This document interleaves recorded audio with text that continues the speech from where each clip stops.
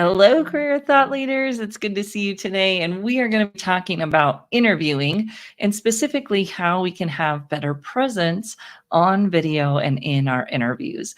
And this is just a fun topic because our clients tend to struggle with this. Maybe some of us struggle with this. How do you show up on video in a way that fits for you, but also is engaging with your audience? So we're going to talk about three different things. We're going to talk about preparation, presence, and a little bit about paid, right? How do we get paid? How do we get hired? What are some of those things that really matter at the very end to close it up? But they also actually start at the very beginning. So when we think about interviewing, a lot of times today, our first person interaction is on virtual. Now, this might be synchronous where we're on Zoom together or wherever we are together, but it also might be asynchronous. So they might have us do a recorded interview, or they might have us do something that, they see us online. And so we want to be aware of that with our clients and for ourselves, that we might be seen in a way that we're not expecting before we show up in a virtual one-on-one interview or obviously in person. But I'd love to know where you are coming from, where you're joining us from. So drop that in the chat. Let me know who's here and what you're seeing today. Are we still seeing clients using that asynchronous interview, like we call the one-way interview, that pre-recorded interview? Are you still seeing clients having that type of interview today? And we always hear on Tuesdays talking about the now, the new, and the next in careers. And I'd love to see what you all are sharing, and then we'll share a little bit about what we're hearing as well on the topic today of interview and interview preparation. And we're going to be talking about interviewing for the next few weeks because we have our interviewing class coming up. Starting May 7th is our certified interview and compensation negotiation coach program. We love this program. We launched it a couple of years ago, and the graduates have just been so excited about what they learn, and of course the interactions that they have with the other students in the class. So maybe we have some of you graduates on with us today. Drop us a note, let us know that as well. Excellent. Hi, Valerie. It's good to see you. Thanks for joining us. And Norma, that's probably you. So thanks for joining us as well. And interviewing has a lot of pieces to it, right? When we go in and we talk to someone, I find that clients are oftentimes worried about what they're going to say, which is good. We want to prepare for that. But we almost can over worry about that to the point where we forget that it's about a conversation. And then we've got the clients on the other end who are like, oh, put me in front of everybody and I can do great. And that might be true, but we still want a little bit of the preparation piece. So we want to balance this focus on what I call preparation and then presence, being there as well and engaging with people there. Oh, hi, Christopher. Nice to see you. Thanks for joining us from my hometown here. And then Norma, yes, you are one of the graduates of our certified interview and negotiation coach. And we are excited to be launching that again in May. So what we find is that when you prepare, we want to prepare in a holistic way. And when we think about this, it's not just what you're going to say, but it's also thinking about what they're looking for and how you're going to connect. And when we think about what you're going to wear, there's some tangible pieces of how you're going to connect that people can kind of grab onto, but it helps them think about it deeper too. What does this audience care about? What's important to them? Where are they coming from? What is their background? Because how you show up and the stories that you're going to tell really depend a lot on who's going to be in the room. And the more you can know about that, the better off you will be. So let's think about, not just what stories you want to tell, what questions they might want to ask, but also what's really important to them. And a kind of an example here, I like to pick on people in my life and they're doing their preparation for interviews, that when you're talking to someone, let's say you're an engineer, you're interviewing for an engineering role, who's going to be in the room? Are they other engineers? Are they business people? Is it the sales people that will be in the room? Because as you can imagine, those people will connect with different parts of your story. And if you are an engineer, you're interviewing with other engineers, it might make sense to tell more technical stories or to emphasize the technical aspects of those stories. But if you know you're walking into the room and talking with more business people or salespeople, you'll want to change your stories to not include so much of the technical, but to also include some of the business piece. You interacting with other people, you may be connecting with the sales team to create a project together, because that will show them what they want to see is how will this person interact with me? Will I like working with this person? And this is the other mistake I would say people make on the preparation side is they think it's all about showing how qualified they are. And there's still a piece of that, but when it gets to an interview piece, you've already demonstrated that you were qualified in the resume. And now really they're saying, can you back that up? Is it real? Does it hold up when we talk to you about it? But most of all, do I want to work with you? Would I like to work with you? I was working with a superintendent years ago, and he was preparing for the interview. And we were talking about, how would he create change? Because the district was really, and they publicly had shared that they were looking to make change. And he put together this plan, 30, 60, 90-day plans, a great preparation for an interview, usually comes in at the later stages. In this type of interview, they put out a huge brochure of what they're looking to do, what their goals are, what they feel like their weaknesses and strengths are. So he had a lot of that information to start putting together the plan even before the first interview. But the plan sounded very like, I'm going to shove these changes down your throat. And that wasn't who he was at all. And so we had to adjust the language of how was he going to come across with this plan? Who would he ask questions from? Who would he connect with? How would he engage with all of the people to create the change versus it sounding like he just had it all down and was going to come in and do what he wanted to do? So we want to think about that engagement piece and prepare to tell our stories in a way that's engaging for the audience, not just demonstrating our qualifications. We've got to have a little bit of both. Excellent. So that's the first piece, is a preparation. And if you have other tips around preparation for interviews that you would share, go ahead and throw those in there. Again, my tip here is to not just think about the content, but also the connection. When you're preparing, it's not just about the content, but it's about the connection you'll make to the people on the other side. Then you get into the interview. So now we move into the presence piece, and that connection follows you into that actual interview. So if you've prepared thinking about how will I engage with people, then when you show up, you're going to keep that focus on engaging. I'm not just here to tell my stories and to perform. And they just try to get rid of that word performance. It's even in some of our materials. I like going through figuring out how do we change that word. Because although it is like how you show up, it's really about connection and presence when you're there. And the first thing is to look at the camera. And many of us struggle with this even when we're doing videos for ourselves. I've got this little cool thing that I got from Brighton West years ago. He runs an agency showing people how to do YouTube. And he's got this little sticker that you can put on your camera that has eyes on it. So when I look at the camera, I know I'm looking at eyes. And this is also comes from Tanya Smith, who we love, and we bring her in to talk about video, but she talks about thinking about one person on the other end of that video. So you all are very nice. You share your information here in the comments. So then I can think about Norma, and I'm talking with Norma, and I can ask questions and kind of look for your responses, but it gives me that opportunity to feel like I'm talking to you. Now, there are some cool technologies out there today, like Descript will make it look like you're looking at the camera even when you're not. There are center cameras where the camera is actually in the center of your screen instead of at the top.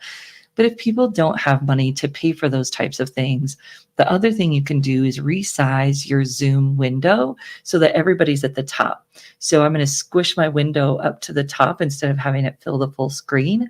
And now people's faces are up at the top, and it's easier for me to look at the camera and also kind of look at your faces at the same time and not be so obvious. You know, if I'm looking down to the side, if my Zoom is kind of set with the people down the side, it's really going to be obvious when I'm looking at you versus if I put those faces up near the top, it's less obvious when I'm looking at your faces, and it makes it more comfortable for most people to look at the faces and also be looking at the camera.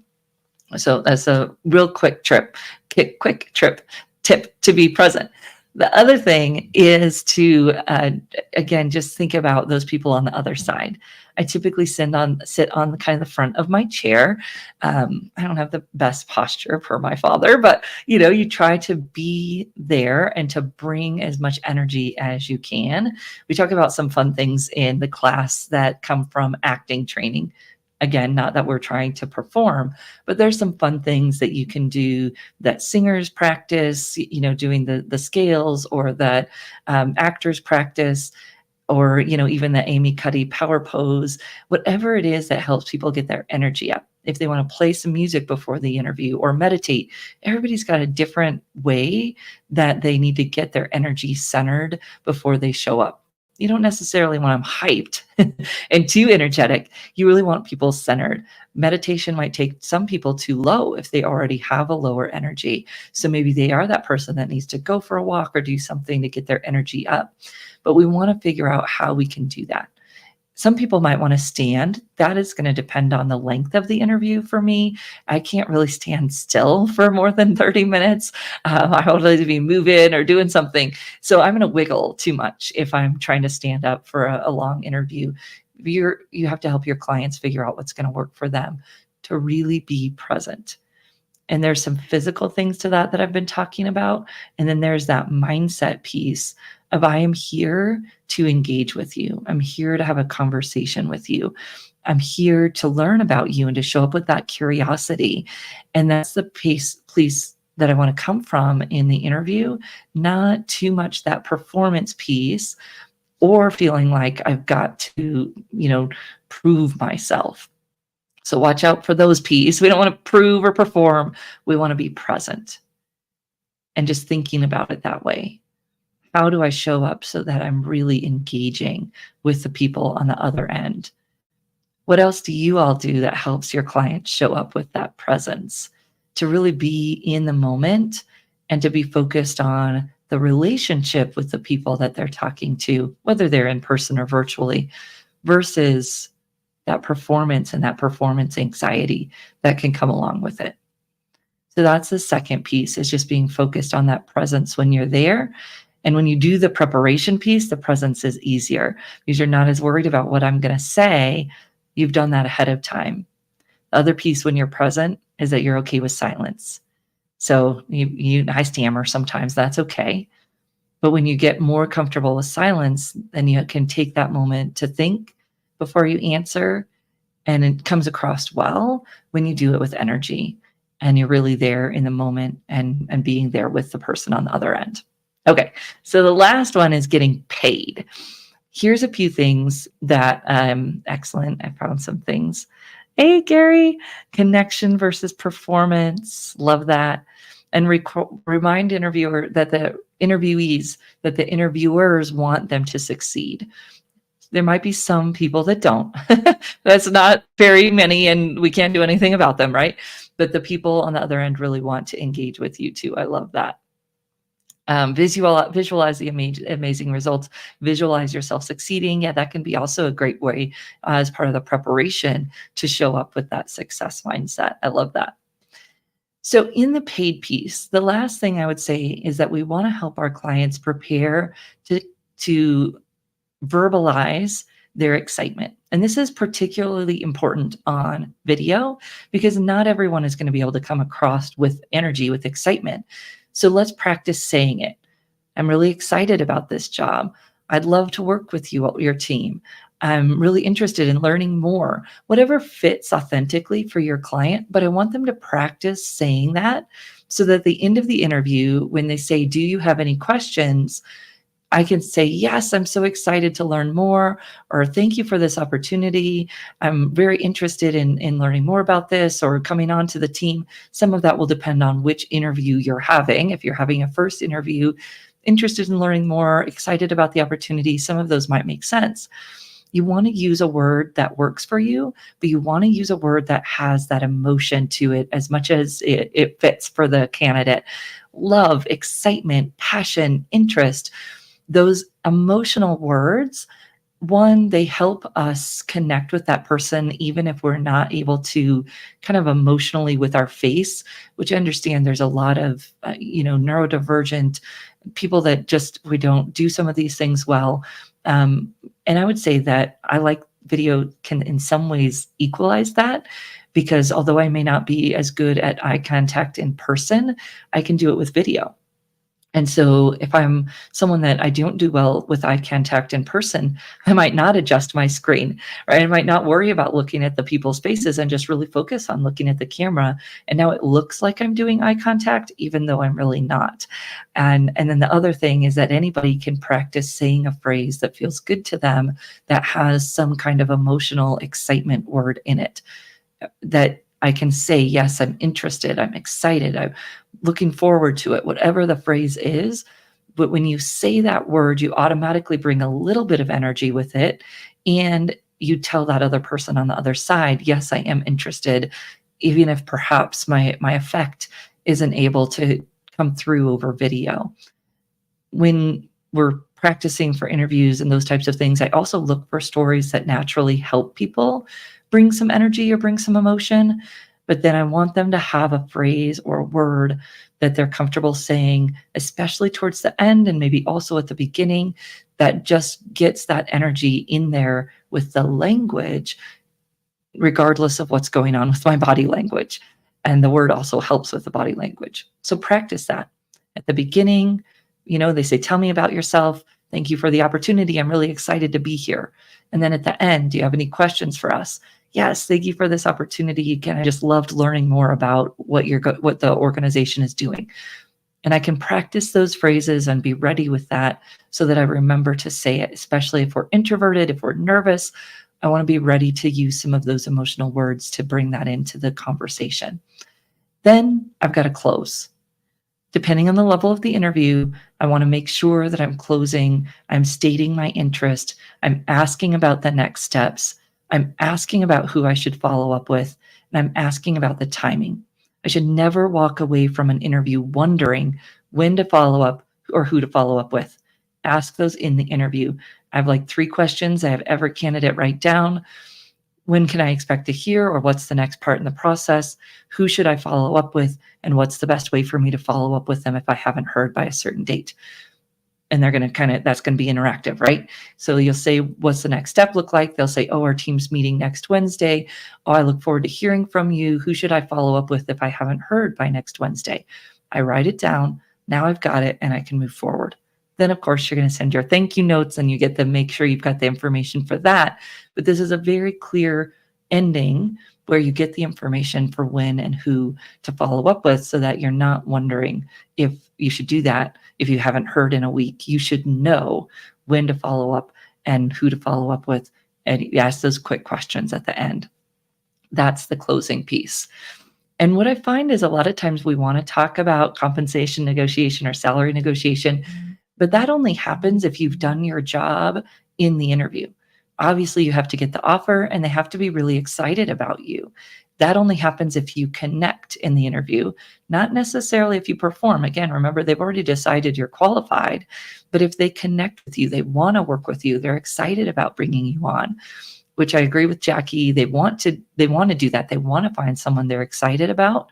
And so all we have to do is be paying attention to those cues in terms of connection. And we'll talk a little bit more about some of those details next week. So I'm excited about that. We're going to dive into a little bit more of the details that help you make that connection when you're on the screen. And then we'll dive into those a little bit more next week. Excellent. I got a few more quotes here. Do something to connect with your values before the interview. I love that. stay authentic. If you're not, it shows. To really think about why you want that job, why you want to work there, how it connects with your values, and how the people that you're going to talk to might connect with those values as well. If you do a little bit of research, you can connect with them not just on the professional level, but maybe a little bit also on the personal level. See, you went to this school, or that you're interested in this thing, and you can make some of those connections as well, or not maybe directly, but ask questions that elicit some of those things that you've researched as well. So as I said, we've got our certified interview and compensation negotiation coach coming up. And you might say, why did we say compensation negotiation instead of salary? Did that very specifically because we talk about all the things that you can negotiate besides salary. Obviously, we might also want to negotiate salary, but it's a bigger picture. And depending on the type of role your client's going into and all the factors that might go in, there's other things they may want to try to negotiate in addition to salary. So if you're interested in that, drop me a note and I will send you the information and the link. That starts on May 7th. But we will be back here next week with more resources on interviewing. And if there's anything specific that you're seeing clients struggle with or that you have questions about, feel free to drop me a message or drop a comment so that we can work that into our sessions. We've got 2 more weeks here on interviewing before that class starts on May 7th. So I hope that that was helpful. I love the comments that you all have shared, so thank you for that. And we will be back again next Tuesday with more of the now, the new, and the next in the world of interviewing. See you then. Thank you, everyone.